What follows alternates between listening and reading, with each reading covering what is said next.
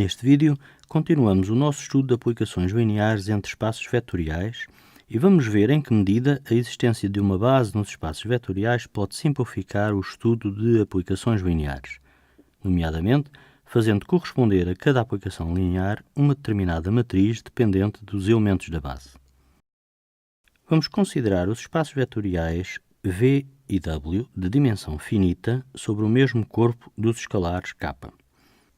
E seja n a dimensão do espaço V, m a dimensão do espaço W. Consideremos ainda uma aplicação linear de V para W. Consideremos agora bases destes espaços vetoriais. Nós sabemos que qualquer espaço vetorial tem uma base e, portanto, vamos considerar uma base B para V, constituída pelos vetores V1, V2 até Vn, o mesmo n da dimensão do espaço V, e uma base B-til para W, constituída por vetores W1, etc., Wm. Tendo uma base no espaço vetorial V, qualquer elemento de V pode ser dado como uma combinação linear apropriada dos elementos da base. Portanto, vamos considerar um vetor V do espaço V grande e vamos escrever este vetor V como combinação linear dos elementos da base B de V.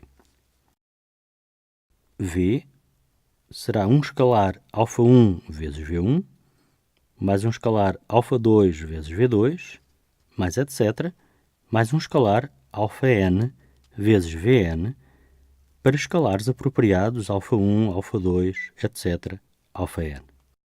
O que acontece quando aplicamos t ao vetor V? Por linearidade da aplicação t, que é uma das hipóteses que estamos a assumir, o t de V é o t de α1 vezes V1, mais, etc., mais t de αn vezes Vn. Sabemos que a aplicação é linear e, portanto, o t da soma é a soma de t aplicada a cada um desses α1 vezes V1, mais, etc., o t de αn vezes Vn. Novamente, por definição da aplicação linear, um escalar vezes um vetor tem como imagem por t esse escalar vezes a imagem do vetor. Ou seja, se tivermos um vetor V que corresponde às componentes do vetor na base B do espaço, a imagem desse vetor V está perfeitamente determinada desde que se conheça as imagens dos vetores da base, porque estes alfas são os mesmos dos alfas iniciais. Se soubermos como é que o t atua em cada elemento da base, sabemos como é que t atua em qualquer elemento do espaço. Vamos, portanto, ver o que acontece a cada um dos elementos t de V1, etc., t de Vn. Podemos dizer, à partida, que t de V1, um qualquer elemento do espaço W, pode ser dado como uma combinação linear dos elementos da base de W. Assim, tem de existir elementos A11, A21, etc., a M1, que multiplicados pelos elementos da base de W, dão este valor. O que acontece para V1 acontece para os outros elementos da base do espaço V. O t de Vn será uma combinação linear de W1, W2, etc., Wm. Ou seja, a imagem de um elemento arbitrário V pela aplicação linear t é uma soma de escalares vezes elementos que são eles próprios uma combinação linear de elementos da base do espaço W. Esta expressão é a soma dos A1WI com I igual a 1 até M. E isto é a soma dos ANWI desde I igual a 1 até M. Portanto, o t de V pode ser escrito como a soma dos αj com j igual a 1, etc., até n, vezes a soma dos AIJWI com I igual a 1 até m. Trocando a ordem do somatório, temos finalmente a expressão que nos permite calcular a imagem por t do vetor V original. Esta expressão pode parecer, à primeira vista, muito complicada, mas é, na verdade, muito simples se tivermos em conta o que sabemos sobre o produto de matrizes. Este termo, que vamos batizá-lo como sendo beta-i, tem uma expressão que é exatamente a expressão que obtemos quando multiplicamos uma matriz por um vetor, em que a matriz tem os elementos A e J e o vetor tem os elementos alfa J com i de 1 até m. Se coligirmos todos estes dados na forma de um vetor beta, com as componentes beta-i, o vetor beta é o produto da matriz dos A e J vezes o vetor dos alfas. A matriz A e J tem como elementos A11, A12, etc., A1n, A21, etc., A2n, AM1, etc., AMN. A matriz destes coeficientes chama-se a representação matricial da aplicação linear T relativamente às bases B e B'til de V e W, respectivamente. Em termos de notação, é usual usar-se M de T, B, B'til para representar esta matriz.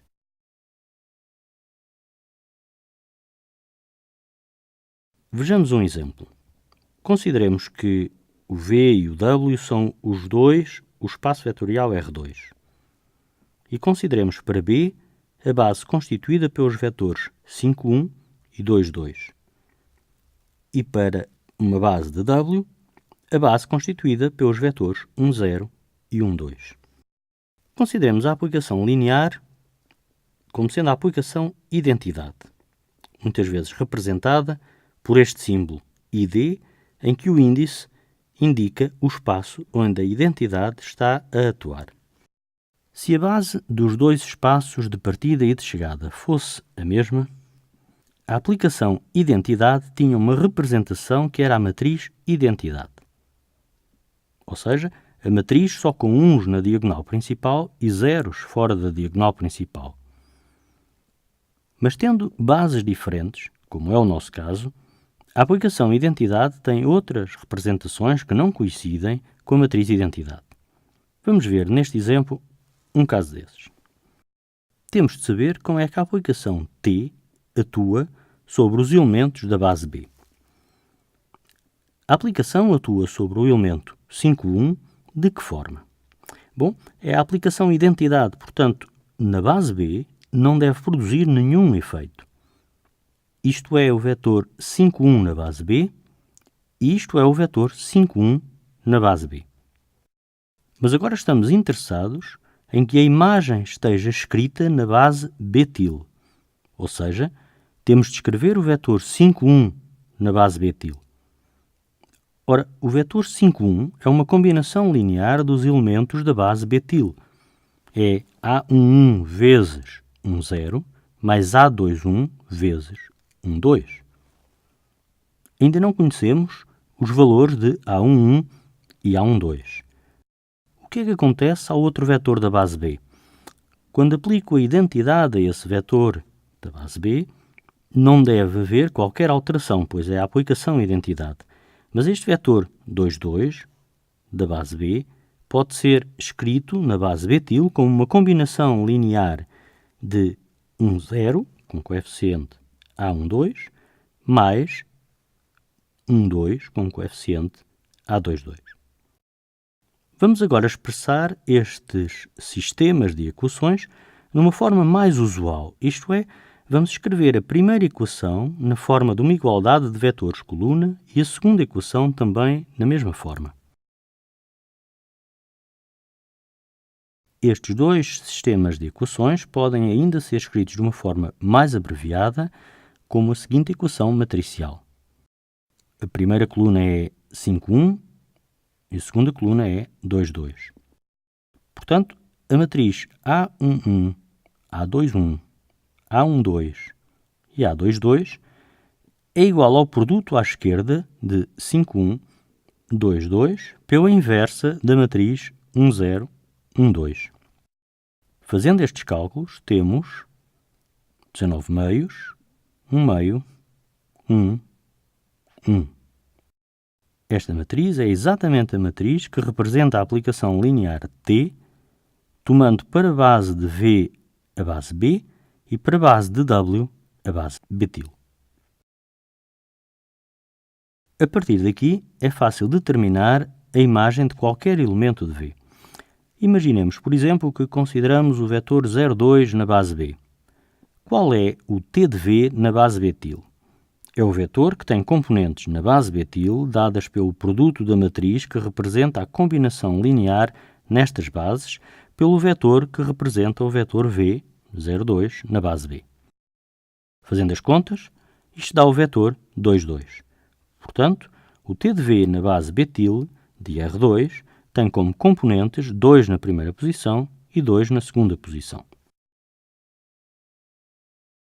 Vejamos um segundo exemplo de cálculo da matriz que representa uma dada aplicação linear uma vez escolhidas as bases dos espaços.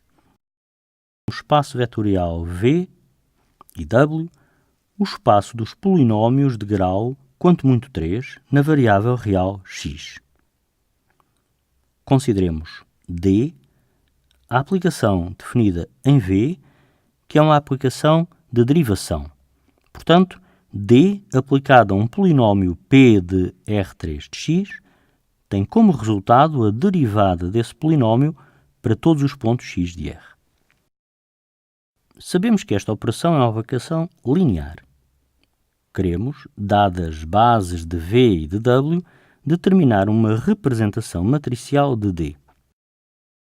Vamos considerar para bases de V e de W o conjunto com 4 polinómios que são os seguintes: 1, x, x² e x ao cubo. Esta é a chamada base canónica do espaço dos polinómios de grau quanto muito 3 na variável real x. Qual é a representação matricial de D nas bases de V e W escolhidas? Como vimos anteriormente, temos de calcular o que acontece por D a cada um dos elementos da base. Temos, portanto, de calcular D aplicado à função identicamente igual a 1. D1. Ora, D aplicado a 1 é, por definição, de derivada a derivada do polinómio 1.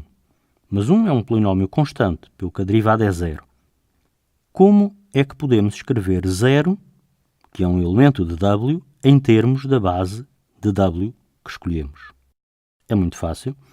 0 é 0 vezes 1, mais 0 vezes x, mais 0 vezes x², mais 0 vezes x ao cubo. Agora fazemos a mesma coisa para os outros elementos da base B de V. O outro polinómio é o polinómio x. dx é a derivada de x calculada em x. A derivada de x é 1 para todos os x. Portanto, 1 é igual a 1 vezes 1, mais 0 vezes x, mais 0 vezes x², mais 0 vezes x ao cubo.